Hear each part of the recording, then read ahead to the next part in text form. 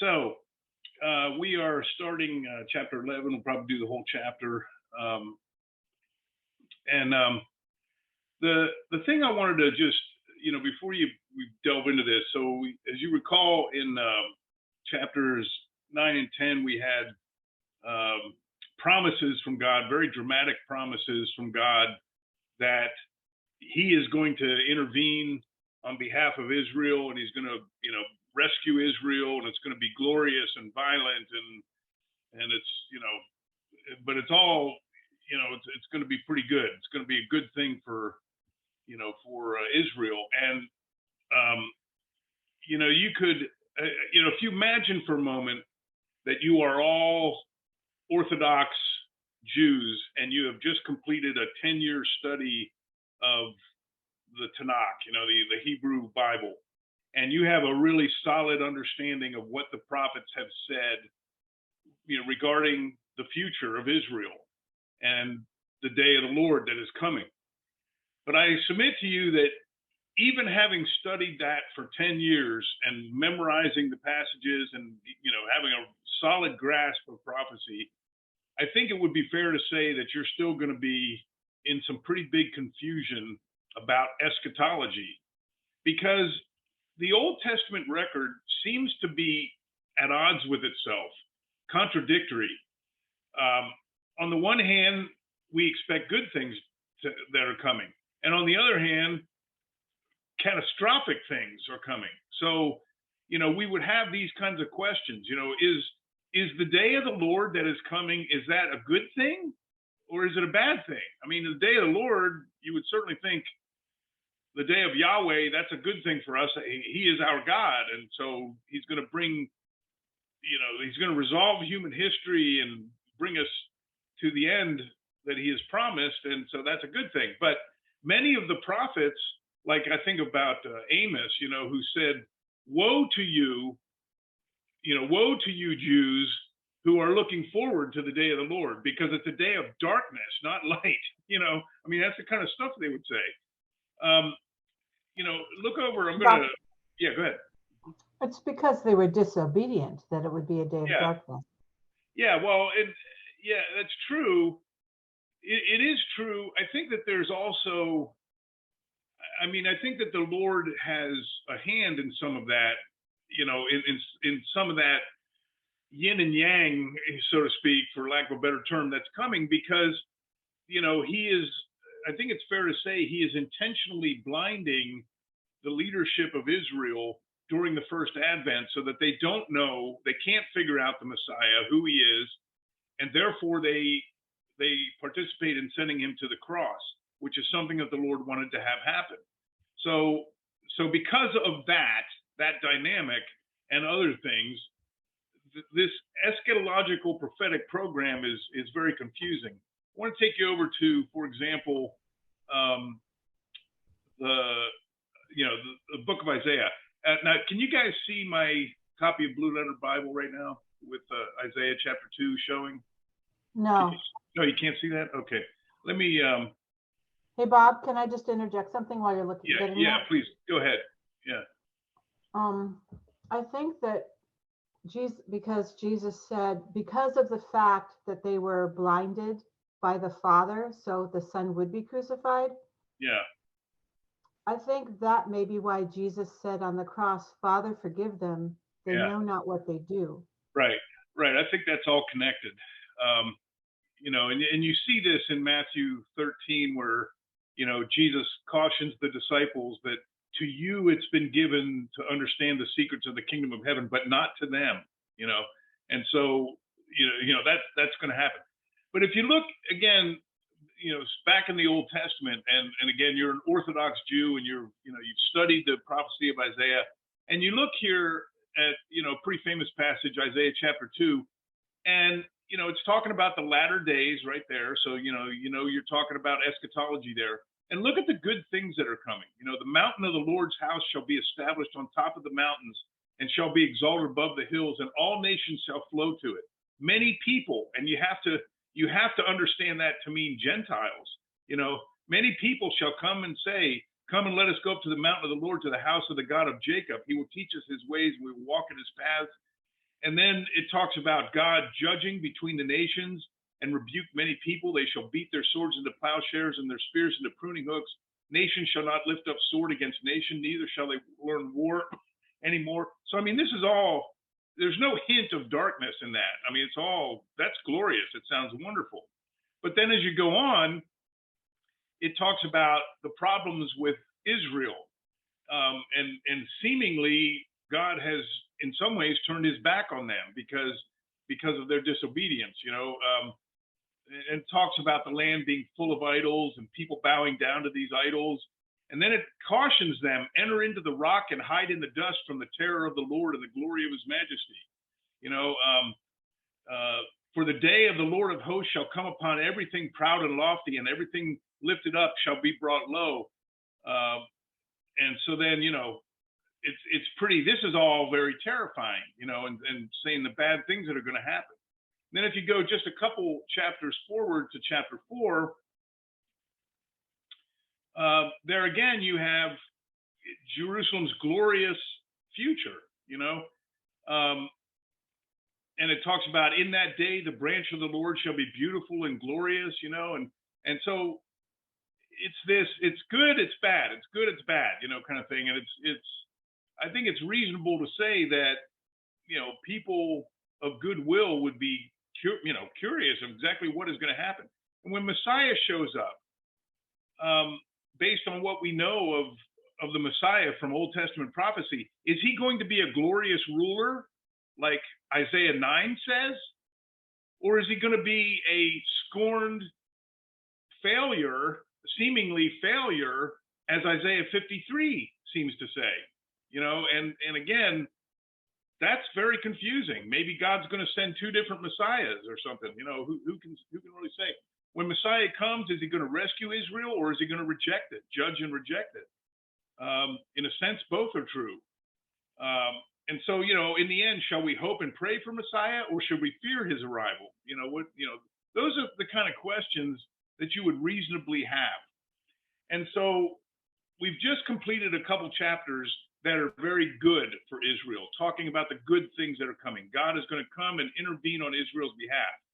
But now, by way of explanation of this up and down stuff, we're going to get into Zechariah 11, and we're going to see some of the details of what happens when Messiah shows up during the first Advent. And it starts off very dark, okay? It starts off dark. Zechariah 11, verses 1 through 3. Open your doors, O Lebanon, that fire may devour your cedars. Wail, O cypress, for the cedar has fallen, because the mighty trees are ruined. Wail, O oaks of Bashan, for the thick forest has come down. There is the sound of wailing shepherds, for their glory is in ruins. There is the sound of roaring lions, for the pride of the Jordan is in ruins. Now, at first, you may look at this and say, well, Lebanon, who cares? Lebanon isn't Israel. Lebanon is north of Israel. But that's not what's being said here. Lebanon is actually, the term Lebanon right here is a metaphor. It's a metaphor for Jerusalem and for Israel. And the reason that is a metaphor for Jerusalem is because the royal palace in Jerusalem was constructed using many, many cedars that came out of Lebanon during the time of Solomon. Solomon had concluded an economic treaty with Hiram of Lebanon, and that treaty was key to the building of the palace and the building of the temple. The temple also used many cedars that came down, from Lebanon. And so when prophets would speak about Lebanon in this kind of context, they're not talking about the country of Lebanon. They're talking about the cedars of Lebanon, which were used to build, the big structures in Jerusalem. And so that's what's being talked about here. It's predicting catastrophe for Israel. So again, we just had chapters 9 and 10 talking about how great things are going to be, and now we've got this prediction of catastrophe. Now, this is all going to come true. It's going to come true in 70 AD when the Romans come in and destroy Jerusalem and destroy the temple. It's going to happen again in about 136 AD in the wake of the Bar Kokhba rebellion, when Rome comes in again and ethnically cleanses Israel and throws them out and puts them into slave markets. and it's going to happen again, and finally the big time in the eschaton. Okay, and so this is a prophecy that's going to skip at least 3 times, in history. So we get to verses 4 and 5. Thus says the Lord my God. Now this is God speaking to and instructing Zechariah. Okay, he's telling Zechariah what to do. Zechariah is about to role play here, okay, as many of the prophets do at God's bidding. And so, thus says the Lord my God, feed the flock for slaughter, whose owners slaughter them and feel no guilt. Those who sell them say, blessed be the Lord, for I am rich, and their shepherds do not pity them. Now, this is, first of all, a terrible situation. The idea here is that you're looking at a flock of sheep, and the flock is supposed to be cared for, and the flock is supposed to be nurtured so that it multiplies, okay, is the idea. But instead, we have owners who are slaughtering them and selling them off, and the only thing they care about is their own riches, and that's what's going on here. The sheep that are in view here are female sheep. And they're intended for breeding, not for slaughter. So they're not supposed to be killed for meat. That's not the point of them. They're supposed to be breeded so that they, multiply the flock. So who are these owners that slaughter and feel so happy because they're rich? Well, I think most directly they are the remnants of the Hasmonean dynasty that we have studied. These are the rulers of the temple. They're the rulers, sort of, the nominal rulers anyway, of Israel at the time that the Romans take over. They are the Sanhedrin, which are composed of the chief priests, the scribes, and notable members of the Pharisees and Sadducees. They are basically the Jewish leadership that is there at the time that Jesus arrives. And Jesus is going to encounter them, and he's going to butt heads with them the entire time that he is ministering. And finally, in the end, it's the Jewish leadership in the eschaton. That is the unbelieving Jewish leadership that, again, utterly fails the nation, okay, before Christ comes again at the second advent. So Zechariah is told to feed the flock being the nation of Israel. But this is a flock destined for slaughter, is what the Lord says. For I will no longer, verse 6, for I will no longer pity the inhabitants of the land, says the Lord, but indeed I will give everyone into his neighbor's hand and into the hand of his king.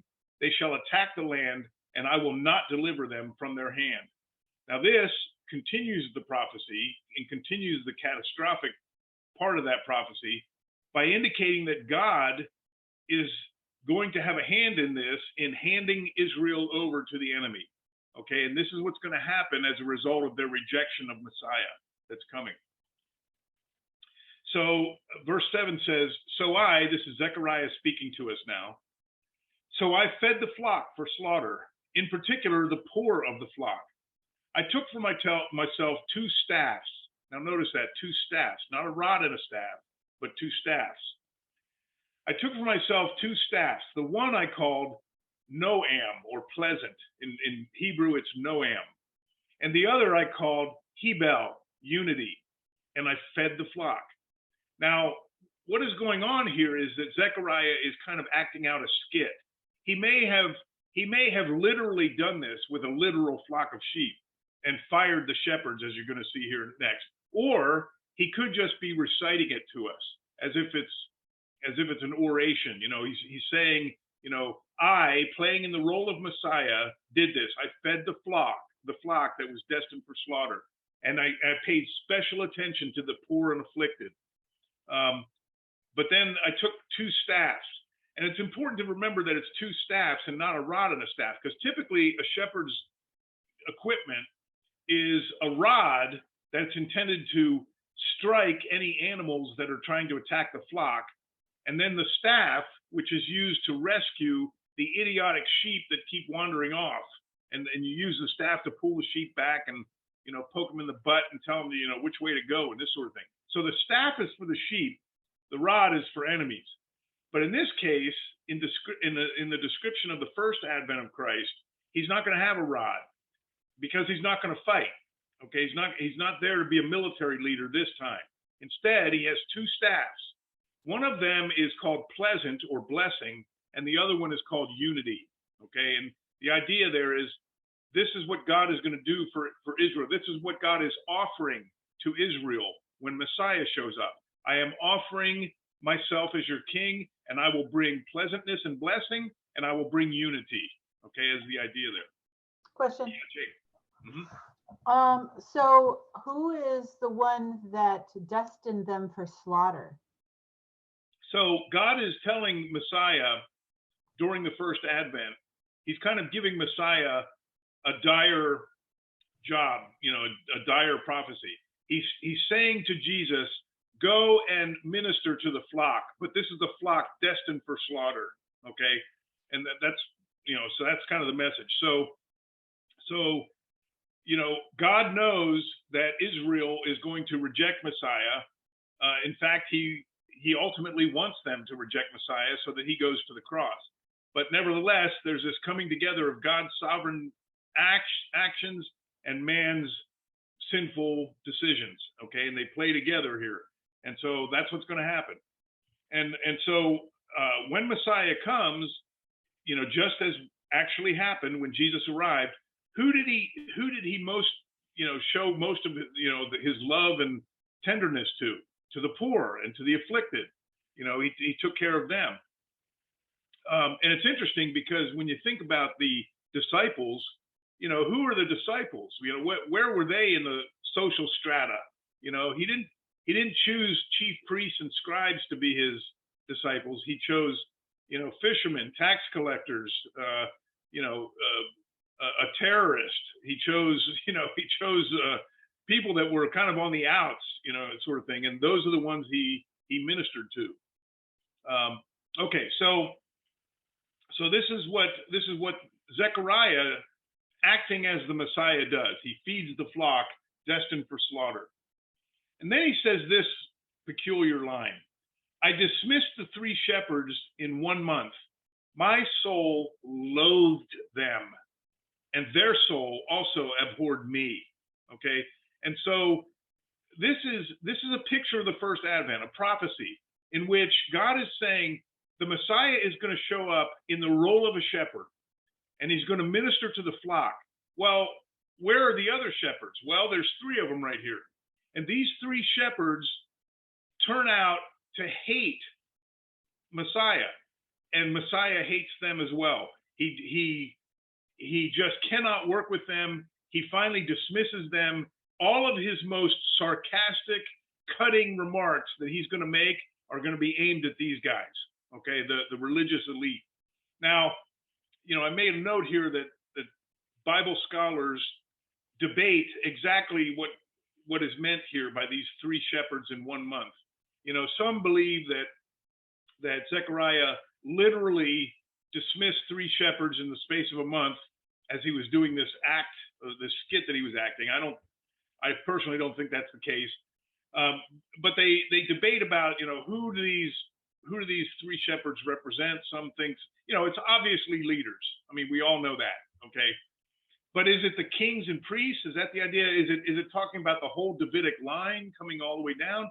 Is it talking about the Hasmonean dynasty? Who exactly is it talking about? And I firmly believe that what is in view here is the Sanhedrin and the Jewish leaders at the time of the first advent. And the reason I say that is because verse 8 is a very personal verse. It talks about the shepherd, the good shepherd, loathing these people and them abhorring him. And so that sounds very personal, face to face. And it reminds me of the kind of relationships that Jesus had, in fact, with the religious elite during his ministry, during the first advent. And so it talks about him dismissing the three shepherds. And as I've taught before, and I won't go into the details tonight, but just kind of summarize it, I believe this is well documented for us in the New Testament. In Matthew 21, verses 23 through 27, this is an example of when it happens. This particular episode happens right as Jesus cleanses the temple. when he goes to Jerusalem. When he enters Jerusalem in triumph, he goes to the temple and he overturns tables and shuts down the little racket that the chief priests and scribes were running in the court of the Gentiles. He throws out over these tables, causes a big ruckus. And when he does that, the chief priests and the scribes send a delegation to him, and they ask him, "Who do you think you are doing this? And by what authority are you doing these things?" And Jesus, rather than answering them directly, says, "I will answer your question, but you have to answer one of my questions first." And here's my question. Okay, now dig this. This is a very important question that he asked them. He asks them, the baptism of John, is it from God or is it from man? Now, this is a very poignant question, and it's a question that it's a brilliant question to ask. And he asks it in public, right there for everyone to hear. Okay. Now, the reason that this is such an important question is because this is not just a question. This is the question. This is the big question of the day. This is what's on the headlines of every newspaper. Everybody knows this issue about John the Baptist. Is he from God or is he not from God? This is the fundamental, folks, this is the fundamental religious question of the day. There is no question bigger than this. And Jesus asks the Sanhedrin, the religious elite of the day, in public, that question. And what is their response? Do you remember? Their response is, "We don't know. We don't know." Now, you understand the import of that, because what happened right there was Jesus got the Sanhedrin to surrender their authority as religious leaders in front of everybody in Jerusalem, because the most fundamental religious question they have no answer for. Okay, now we know why they didn't answer the question, because they didn't care what the truth was. God sort of, the Holy Spirit eavesdropped on them as they were thinking about this, how they were going to answer this question. And the thing is that they didn't care whether John was from God or not. That didn't even enter the discussion. What did enter the discussion was the political spin that would occur based on how they answered Jesus. Because if they said, "Well, he's from God," then Jesus would immediately respond, "Well, then why didn't you follow his preaching then?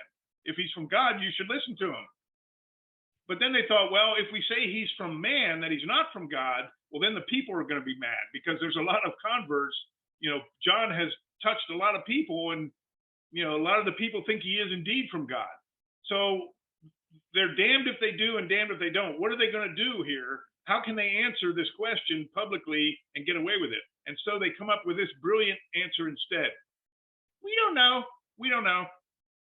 Well, if you don't know, okay, then you're not the religious elites that you claim to be.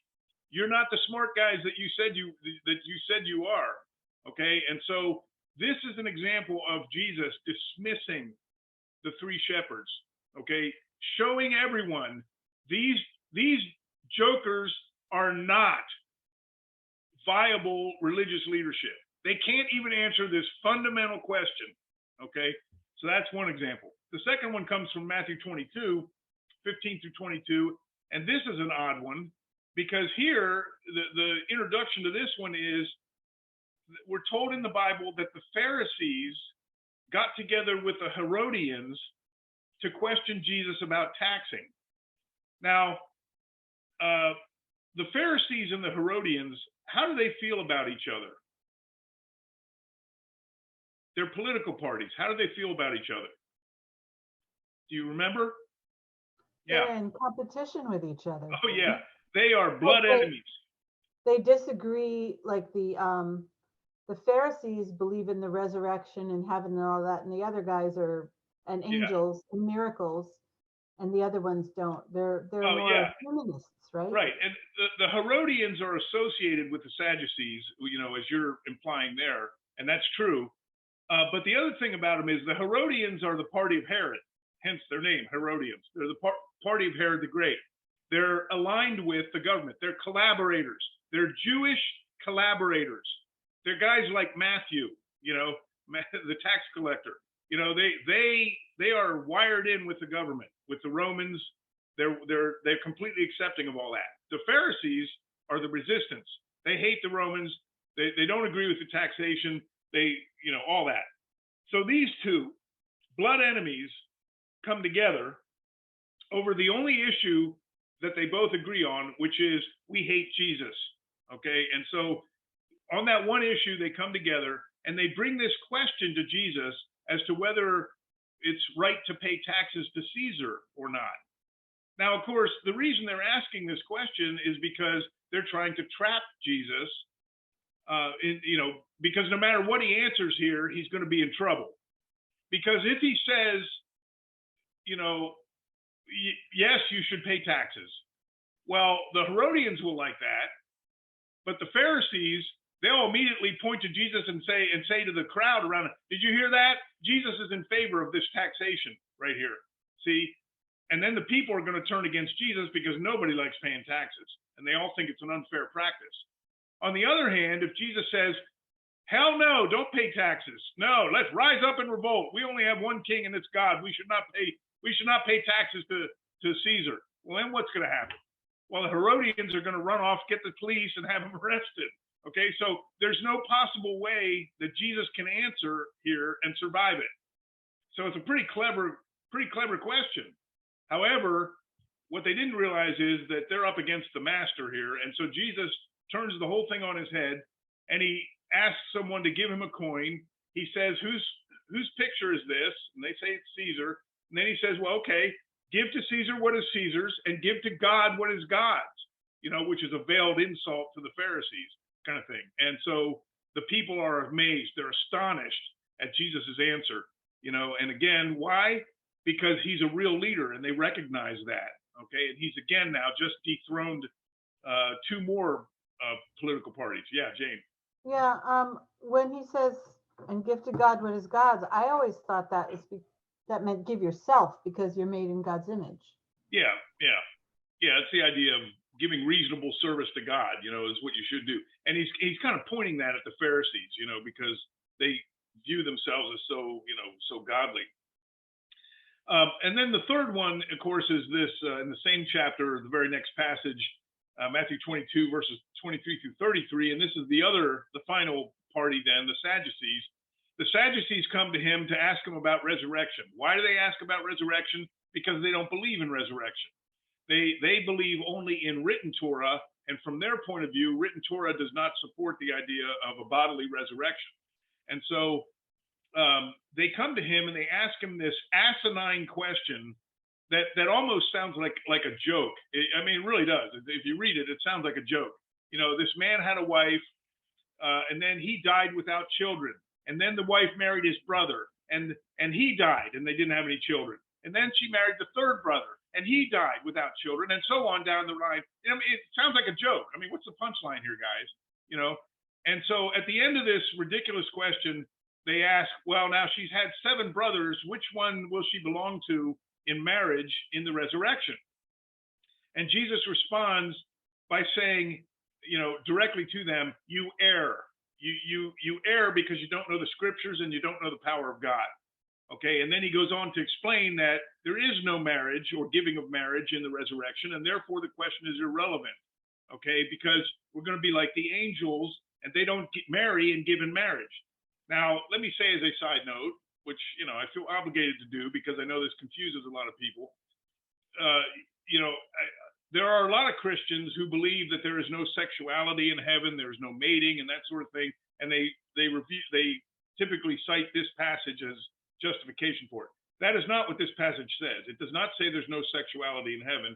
It says there's no marriage or giving of marriage in heaven. Now, the reason there's no marriage or giving of marriage in heaven is because marriage is a ceremony that God developed in response to sin, in the response to the fact that sin became an issue in the human race. And in marriage, what do we do in marriage? We come forth publicly, 2 people come forth publicly, and they they swear in public that they will be exclusive with their mate. They will forego all all others. Now, why do we require that in marriage? Why is that a thing? Why is that part of a marriage? It's part of a marriage because of the sin nature, because we are anticipating that at some future date, this couple who are so happy and in love with each other on the day of their marriage will be tempted by other people, later. And so they're coming forward into this public ceremony and promising they won't do that, won't respond to that temptation. That's the fundamental issue in marriage. Okay? That's the fundamental oath that we take in marriage. And so Jesus is explaining there is no marriage or giving of marriage in heaven, in the resurrection. And why? Because there's no sin nature in the resurrection. There's no sin in the resurrection. Okay, so it doesn't mean that there's no sexuality. It means there's no marriage. Okay, as in Eden, in the Garden of Eden, Adam and Eve were mated, but they were not married. Okay, and so anyway, so that's just, you can chew on that and write me bad notes and stuff. Well, actually, I think probably the best argument against that is that we're married to Christ in heaven. And he prayed in John 17 that we would be one as he and the Father are one, he and us in him. And so our unity is, we are joined together as the bride of Christ, or we become part of him. Yeah. And the two become one flesh in marriage is referenced somewhere as symbolic of Christ in the church. I think Paul does. And yeah, so our unity with him as, the called out ones, and then with our Lord, there's the wedding feast of the Lamb. We become united with him. So I think the individual preferring of one over another and the mating of individuals, I don't think there'll even be a desire for it or a necessity for it. It'll be beyond anything we could ask or imagine, but I really don't think sex is part of it. Yeah, I think you state the position well, and there's certainly no call to be dogmatic, I think, one way or the other on this. My view in response to that would be that the marriage that occurs between Christ and the church is a corporate thing, not a personal thing, but a corporate thing. But this is not a major doctrine to me. My personal belief is that there is sexuality and there is mating in heaven. And the reason that I believe that is because it is considered pleasurable, and it is like drinking or eating, here is pleasurable. We know that there will be drinking and eating in the resurrection, even though we don't need it because we have immortal bodies. So there's no actual need for sustenance. Nevertheless, we will do it because it's associated with pleasure. And I suspect, I don't know, of course, but I suspect that the Lord will likewise take the pleasurable aspects of mating and extend that into eternity as well. I don't know why he would turn that off, but he might. I mean, you may be right. We don't know. But anyway, the point that I wanted to make in this, though, is this is the third encounter that Jesus has, a pretty major and very public encounter that Jesus has with a major political party, the Sadducees, and he again embarrasses them publicly, dethrones them, okay, so that after this, their authority has to be questioned now because they are unable to, get an advantage over Jesus Christ, even though they're sending their best people trying to do so. And this is what I think that this prophecy in Zechariah 11:8 is talking about, dismissing the shepherds, the three shepherds in 1 month. I believe it is the totality of Jesus's taking on the religious elite. And the question, Suzanne asked the question about, is there some significance in the term 1 month here? Again, scholars debate this.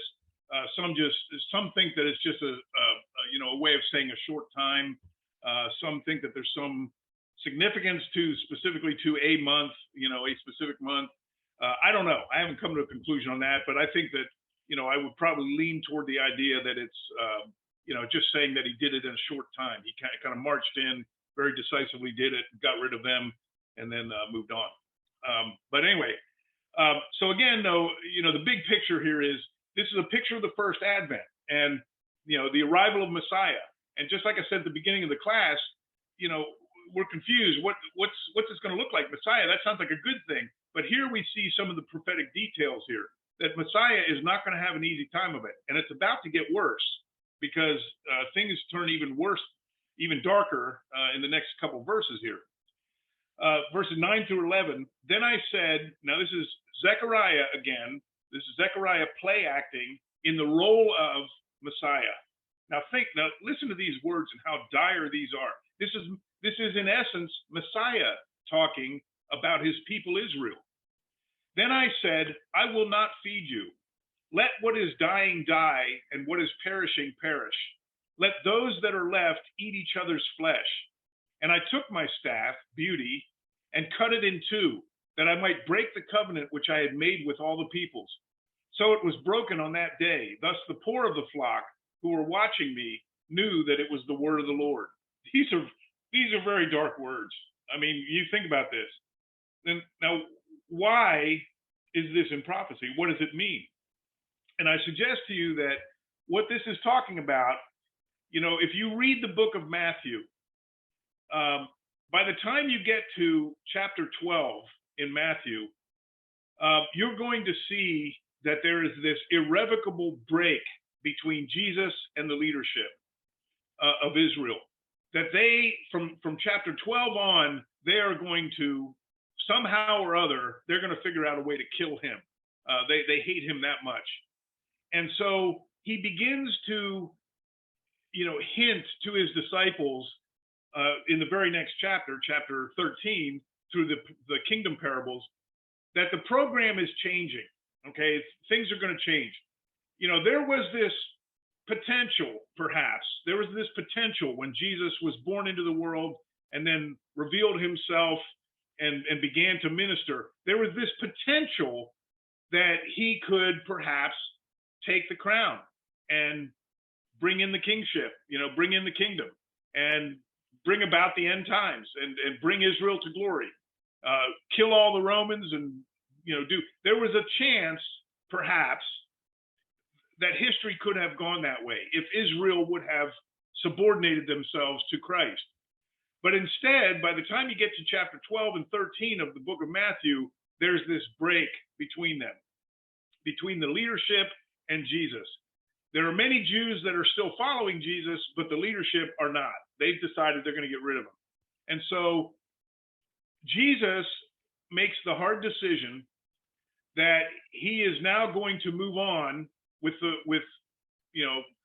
history as it's going to now play out, which is going to end up at the cross for him, and then the resurrection and ascension, and then he's going to bring in the age of the church, and there's going to be an extended delay to the kingdom program. Okay, the kingdom is not around the corner now anymore. It's going to be delayed. Okay, and so that's what's going on here. He knows that as a part of that kingdom delay, Israel is going to go off into the diaspora in a big way. And that is precisely what's going to happen. The covenant, when he says that he took the staff and broke it in two like that I might break the covenant which I had made with all the peoples. This makes scholars very antsy when they read this, because that sounds like God is saying, well, I'm going to undo the covenant, you know, that I did with Israel. And that's like, oh God, that's like, whoa, wait, you can't do that. I mean, you wouldn't be God anymore if you did that, you know, especially if we're talking about the Abrahamic covenant, because the Abrahamic covenant is unconditional. You know, that's a promise. There's no if then here. You know, that's just unconditional. But what is in view here is what I believe is in view here is Jesus's expression of the Davidic covenant. The idea that he arrived as a son of David and that he could have taken the crown at this point as the legitimate son of David, fully qualified to take over as king of Israel. But instead, he breaks that first staff, the staff of beauty or blessing, and he signifies by that I am not going to take the crown. I am not going to bring in the kingdom right now. Instead, the flock is going to move off to slaughter. Okay, that's what's going to happen. Very dire warning, very dire prophecy. The poor of the flock, again, are likely, you know, they're likely representative of the disciples and apostles and those who followed them. You know, the generally as Paul said, there's not many great people among us. It's mostly the little people that follow Christ, because the great people tend to get distracted by their riches and political power. So anyway, again, very dire prophecy here. It's the kind of thing that you just makes you cringe, that this is what the first advent is going to look like. And this is indeed just what it looked like. Then we get to verses 12 and 13, which lead to a very peculiar prophecy. And it says this: "Then I said to them, if it is agreeable to you, give me my wages, and if not, refrain." Now, what that means there is, this is the Lord responding to Israel, to the flock and to the owners of the flock, and he's resigning. He's resigning his commission. I'm not going to be your shepherd anymore. So pay me off, and I'm out of here. Okay, that's what that means. So they weighed out for my wages 30 pieces of silver. And the Lord said to me, "Throw it to the potter." That princely price they set on me. And that's supposed to be in air quotes. Okay, princely price, because it's not a princely price. 30 pieces of silver is equivalent to what you pay for a dead slave that's been gored by an oxen in the law of Moses. Okay, and so it's an insult to them when they offer him 30 pieces of silver. And so the Lord says, just throw that to the potter, this princely price they set on me. So I took the 30 pieces of silver and threw them into the house of the Lord for the potter. What a strange little prophecy here. And especially the way it's fulfilled. Because as you know, this is fulfilled in the person of Judas Iscariot, who conspires with the Sanhedrin to betray Jesus, to lead the Sanhedrin police to Jesus so that he can be arrested when there's no one around, and then taken in for final disposition. And he agrees with the Sanhedrin to do this for the price of 30 pieces of silver. And as you recall, when Judas did that, he received his 30 pieces of silver. And then after he saw what had happened to Jesus and that they were going to now crucify him, he took the money back and said, "I don't want this blood money." And the priest said, "Well, we don't care. It's not on us. Do with it what you want." And so he threw it into the house of the Lord, just as this prophecy says would happen. And the odd thing is that the thing that's so sickeningly ironic is that when the chief priests saw the 30 pieces of silver that were thrown into the house of the Lord, they said, "It's not lawful for us to use this money because it's blood money." See, they're so very careful about the law. They want to make sure they're very lawful as they betray the Messiah, the Son of God. Okay, and so they lawfully take this 30 pieces of silver and they buy a field called the Potter's Field. Okay, so again, this fulfills the prophecy. So this is what happens. Now,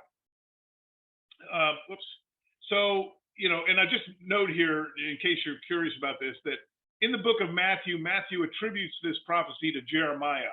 And some scholars, kind of make the claim, I think it's a weak one, but they make the claim that, maybe Matthew was thinking of Jeremiah 32, verses 6 through 9, that talks about a transaction where a field was purchased, and maybe that's been conflated with Zechariah 11 and this sort of thing. I don't really think that's the case there. That's really not the issue. This is, in fact, quite common for the New Testament writers to make these kind of attributions, because from the perspective of a New Testament Jew, you have to understand that the Bible as they knew it is called the Tanakh. It's a word it's an acronym. It's TNK, Tanakh. The T is for Torah, which is the first 5 books, the books of Moses. That's the Torah. The N is for Nevi'im, which stands for the prophets, and then the Ketuvim stands for the writings. The Nevi'im, part of the Old Testament Bible, is divided into the early prophets, which includes Joshua and Judges and so forth, and then it has this large section called the latter prophets. Okay, and the latter prophets, the first 2 books of the latter prophets are Isaiah and Jeremiah, because they're the largest prophecies of all the rest of the prophets. So very commonly, when the New Testament writers would refer to the prophets, they would refer to Isaiah or Jeremiah, even if those didn't specifically write the actual words, because they represented the rest of the prophets as well. So I think that's what was going on there. And Matthew was just using a very common shorthand to point back to Zechariah chapter 11 here. All right. We get to the next verse, verse 14. This is again Zechariah acting this out, and his final act as the Messiah. Then I cut in two my other staff, unity, that I might break the brotherhood between Judah and Israel. And this again is part of the way that the diaspora plays out. When Rome comes in and the final crisis occurs, Israel is very much at each other's throats. There's no unity there. The Zealots hate the Sadducees hate the Pharisees hate the Essenes.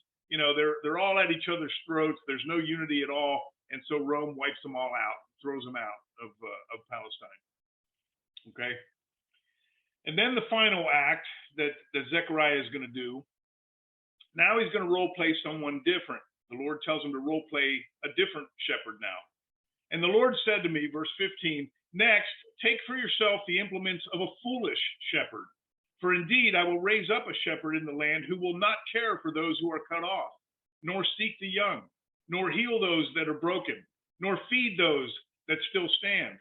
But he will eat the flesh of the fat and tear their hooves in pieces. Woe to the worthless shepherd who leads the flock. A sword shall be against his arm and against his right eye. His arm shall completely wither, and his right eye shall be totally blinded. Now, this is again a peculiar prophecy. It's a prophecy that now that the good shepherd has been set aside through the disobedience of Israel, God is now completing the prophetic story and saying, in place of this good shepherd, I am now going to raise up a foolish shepherd. He's called the foolish shepherd and the worthless shepherd. Foolish in the sense of morally defunct. He just doesn't have a sense of right and wrong. He's a foolish shepherd. And this is a shepherd that is so hungry for the flesh of his flock that he tears the hoofs off so that he can get the nice little bits of meat that are in the feet, that kind of thing. It's horrendous. It's disgusting. Okay. But this is what's going to happen. And the question is, who is this foolish shepherd? That's the question we should ask, because this is a prophecy. Well, I would suggest to you that the foolish shepherd is representative of all of Jewish leadership after the incarnation. Okay, the unbelieving Jewish leadership after the incarnation. The rabbinic traditions that we have that have come down over the last 2,000 years. The rabbis that hold sway in Jerusalem today. The state of Judaism today is what's in view. But there's very much the strong possibility that also in view is the second beast of Revelation 13. If you remember in Revelation 13 has two beasts in it. The first beast that rises up out of the sea, and the second beast that rises up out of the land. Now, because the first beast rises up out of the sea, we believe that first beast is a Gentile, because the sea is always representative of the Gentile nations. The second beast that rises up out of the land could well be a Jewish person who allies himself with the first beast. And if you remember from Revelation 13, he encourages the Jewish people to erect an idol of the first beast and put it in the holy place. And he encourages the idea of the using of the mark on the hand or the forehead, kind of thing. And he wants everyone to worship the first beast. And so obviously this is a Jewish person who is an unbeliever, anti-God, and is aligned with the devil. Okay, is the idea here. And God prophesies that he will send a sword that will wound this guy's right arm and blind him in the right eye so that he can no longer defend himself, is the idea there. And so it's interesting because in Muslim prophecy, there's a prophecy about actually Ad-Dajjal, which is their version of the Antichrist, who by coincidence is blind in his right eye. Okay, so some of these prophecies kind of overlap in an interesting way. But anyway, so that's where we are at the end of chapter 11.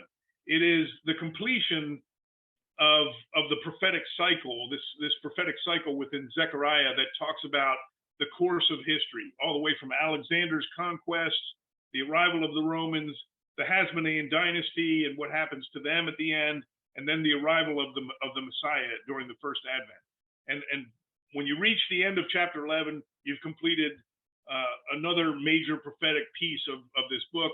And now there are 3 chapters left, and these 3 final chapters are dealing with the second Advent and what history is going to look like when Jesus Christ comes back, and this time he comes back in glory and in order to fight.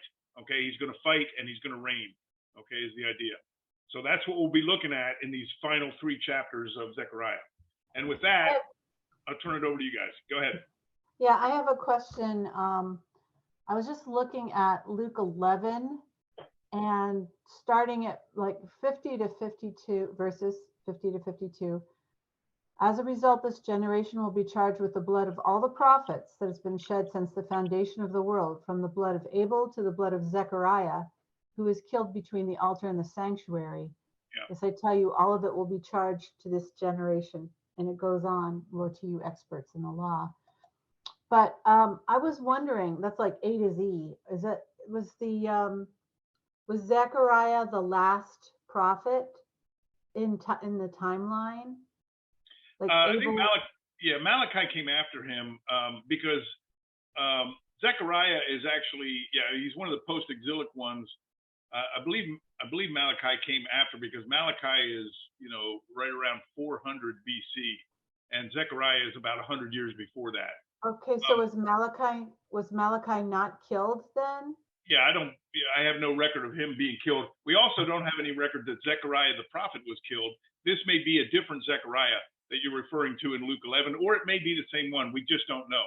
We don't know whether Zechariah from the book of Zechariah was the one in view that was killed, in this way, because there's no record of it. And there's lots of Zechariahs in the Old Testament. So, but again, none of them fulfill, are talked about this way, like you see in Luke here. So it may be that it may be, in fact, my guess would be that probably is Zechariah, this Zechariah, but we just don't know. We don't know. Right, because elsewhere Jesus says, what prophet hasn't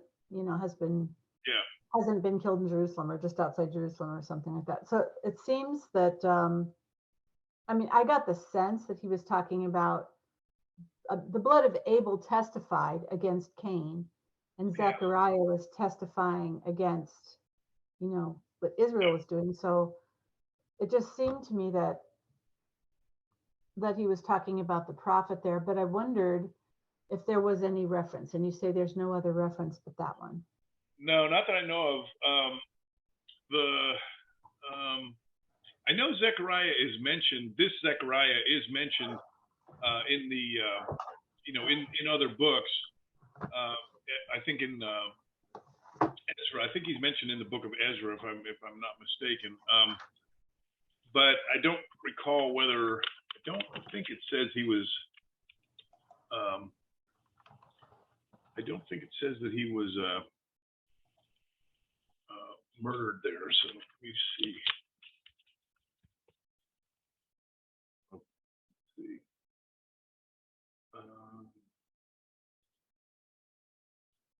I'm trying to do a quick.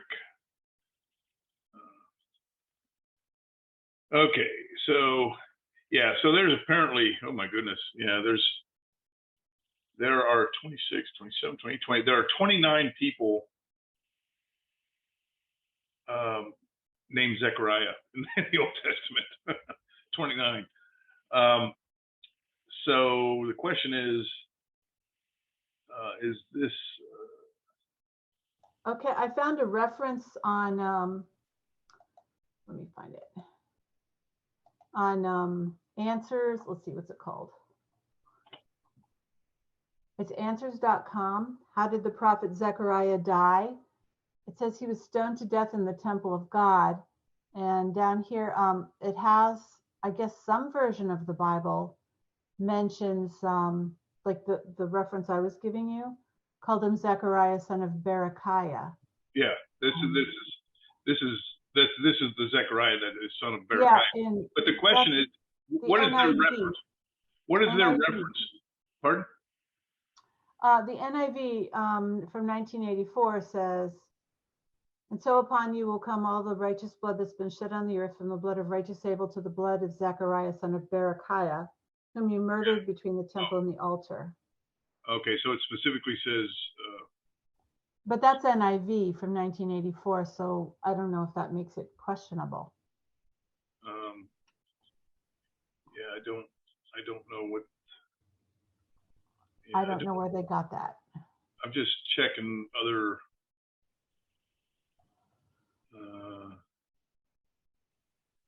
Yeah, all the other Bibles that I see here, none of them say which Zechariah. Yeah, none of them. Okay. So unless there's a parallel passage where it says it, because yeah, I don't know. So anyway, yeah, I don't know. I don't know that we know for sure, but we can keep looking into that. Okay. Yeah. The conclusion of the matter is the Zechariah in question is simply unknown. So that's the end of the article. Yeah. Yeah. Okay. We don't know. Right. So, my very strong guess would be that it is indeed this Zechariah, because he's, I think, the most famous one. But in any case, I just want to let you know again where we are. So here, we've done all three of these boxes, and we're about to go into this last one right here, chapters 12 through 14, where we talk about the Armageddon campaign, the second advent of Christ, Israel's national repentance, and the millennial reign of Christ. That is the subject of these final three chapters, and these chapters give a very unique and interesting perspective on the second advent. So well worth studying. But you can see the break here, because chapter 11 is talking about the first advent. Now we're going to move in and talk about the second advent. Okay, and so this again would leave us very confused, as Orthodox, scholars. It's like, I don't get it. I thought Messiah showed up and then quit. He resigned in chapter 11, but now in chapter 12 through 14, it looks like he's doing great again. So it's confusing. So that's why we're glad that we're dispensational premillennialists, so we can make sense of all that. Right. So we'll leave it there. I will stop sharing and turn it over to you guys if you have anything you want to talk about.